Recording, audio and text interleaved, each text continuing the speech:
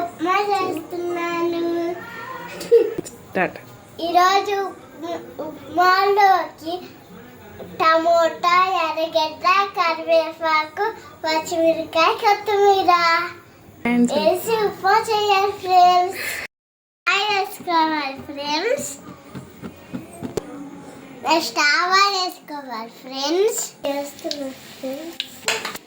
Next onions వేసుకోవాలి friends.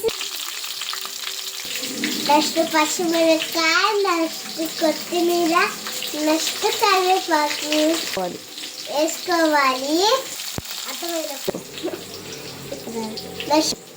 Next టమాటా వేసుకోవాలి friends. బాగా కలుపుకోవాలి ఫ్రెండ్స్.